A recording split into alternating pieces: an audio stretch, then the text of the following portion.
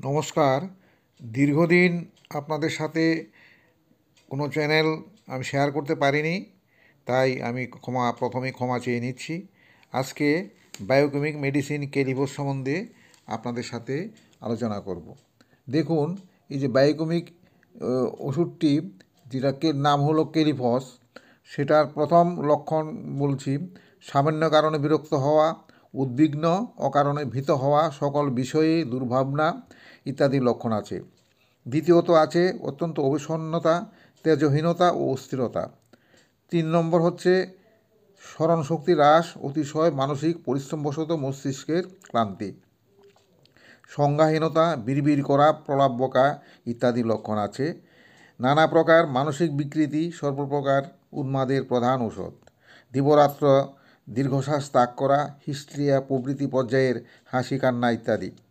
সুখ দুঃখ বা মানসিক বিরক্তিবশত যে কোনো পীড়া হলে আমরা এই কেলিফস ওষুধটি ব্যবহার করতে পারি। সামান্য কারণে কাঁদিয়া ফেলা, স্নায়ুমণ্ডলের অবসন্নতা, এটা স্নায়বিক ওষুধ বলা চলে, এবং দুর্বল্যজনিত শিরোপীড়া ইত্যাদি থাকলে পরে কেলিফসটা ইউজ করা যায়। যেমন আছে অর্ধ শিরশূলের মাথা ব্যথার প্রধান ঔষধ। সর্বপ্রকার ও সর্বস্থানে পক্ষাঘাতের ইহাই একমাত্র প্রধান ঔষধ। যে কোনো স্থানের থেকেই হোক না কেন, যদি আলকাতরার ন্যায় কালো, কালচে লাল তরল ও জমাট বাঁধে না, সহজেই পচনশীল এরূপ রক্তস্রাব হয়, তাহলে এই ওষুধটি বিশেষভাবে ফলপ্রদ। দুর্বল ও শিথিল প্রকৃতির ব্যক্তিদের সহজেই রক্তস্রাব।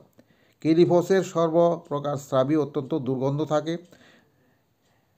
ডিপথিরিয়া পীড়ায় অবসন্নতার অতিশয় কার্যকরী ঔষধ। অতিরিক্ত মানসিক অবসন্নতার জন্য এই ওষুধটি কার্যকরী। তাই বন্ধুরা, আপনারা এই ওষুধটি ইউজ করবেন। 6x থেকে 200x পর্যন্ত ব্যবহার করবেন। নমস্কার।